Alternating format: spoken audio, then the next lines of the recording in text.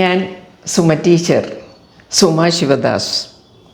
നമ്മൾ മലയാളികൾ അധികം ഉപയോഗിക്കാത്ത ഒരു അണ്ടർ യൂട്ടിലൈസ്ഡ് പയറുവർഗ്ഗമാണ് മുതിര. ഇത് കണ്ടോ, മുതിര കുതിരയ്ക്കെന്നാണ് നമ്മൾ പറയാറ്. പക്ഷേ ഇത് പ്രായമാകുന്നവർക്കുണ്ടാകുന്ന കാലുവേദന മാറാനും കുതിരയെ പോലെയുള്ള കാലുകൾ കിട്ടാനും എത്ര ചുമക്കാനും ഒക്കെ കഴിവുണ്ട് കുതിരയ്ക്ക്. അതുകൊണ്ടാണ് അങ്ങനെ പറയുന്നത്. നമ്മൾ ഉപയോഗിക്കുന്നത് വളരെ കുറവാണ് കേരളത്തിൽ. ഞാൻ ഒരു ചമ്മന്തി അരയ്ക്കാൻ പോവുക ഇന്ന് ഇതുകൊണ്ട്. ഇതാണ് മുതിര, വറക്കാത്ത മുതിരയാണ് ഇത്. കണ്ടോ, പരന്നായിരിക്കുന്നത് ഒരു പയറുവർഗ്ഗമാണ് മുതിര. ഇതിൽ നല്ലോണം ന്യൂട്രീഷനുണ്ട്, നമ്മൾ വിചാരിക്കുന്ന പോലെയല്ല.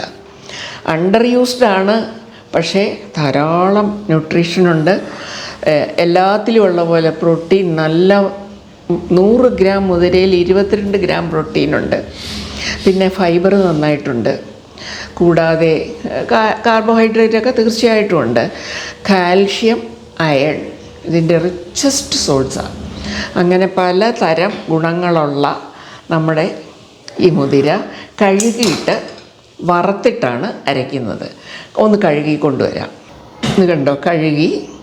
ഇനി ഇത് നന്നായിട്ട് വറുക്കണം. വറുത്ത് 1-2 എണ്ണമൊക്കെ പൊട്ടി തുടങ്ങണം. അപ്പോൾ ഇതിങ്ങെടുത്തിട്ട് ആണ് നമ്മൾ ചമ്മന്തിയായിട്ട് അരച്ചെടുക്കാൻ പോകുന്നത്. 1/4 കപ്പ് ഒരു മിനുസോ ഇതുണ്ട്, അത്രയേ ഉള്ളൂ. നന്നായിട്ട് കഴുകി എല്ലാം ചെയ്തതാണ്. ഇതൊന്ന് വറക്കണം. ഇത് നന്നായിട്ട് വറന്നും കഴിഞ്ഞു. ഇനി നമുക്ക് ചുമന്ന മുളക് വേണ്ടത്ര. ഈ മുതിര കൊണ്ട് കഞ്ഞി വെച്ചാൽ നല്ല സ്വാദാണ് കേട്ടോ. വറുത്ത് ഒന്ന് തരങ്ങി ചെറുതാക്കിയിട്ട് കഞ്ഞി വയ്ക്കുക. ഇച്ചിരി ജീരകം ചതച്ചിടുക. വേണമെങ്കിൽ ശകലം തേങ്ങാപ്പാലും ഒഴിക്കുക, നല്ല കൂടുതൽ സ്വാദാകാൻ. ഇത് 1 കപ്പ് തേങ്ങ, പിന്നെ ആവശ്യത്തിന് പുളി. ഇത് കണ്ടോ, ചെറിയുള്ളി, ശകലം ഇഞ്ചി, കരിയേപ്പില വറക്കണമെന്നില്ല.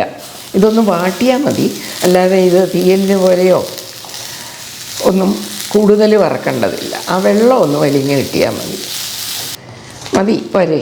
മുളകും ഈ മുതിരയും കൂടെ ആദ്യം പൊടിച്ചിട്ട് ഉപ്പ് ഇതിനോട് കൂടിയിട്ട് ചേർത്ത് ഒന്നിച്ച് അതും പൊടിക്കും. എണ്ണയൊന്നും വേണ്ട, അതാണ് രീതി. കരിയേപ്പിലയും കൂടെ കിടക്കട്ടെ. ആദ്യം പൊടിച്ചിട്ട് ലാസ്റ്റ് വേണമെന്നുണ്ടെങ്കിൽ 2-3 സ്പൂൺ വെള്ളവും കൂടെ ഒഴിക്കാം. പാകത്തിന് ഉപ്പ്. ഇതിൽ 100 ഗ്രാം എടുത്താൽ ഈ മുതിര, അതിനകത്ത് 6 ഗ്രാം അയണുണ്ട്. അനീമിയൊന്നും വരാതെ നമ്മൾ ഇത് തീർച്ചയായിട്ടും മുതിരയും ഉപയോഗിക്കണം.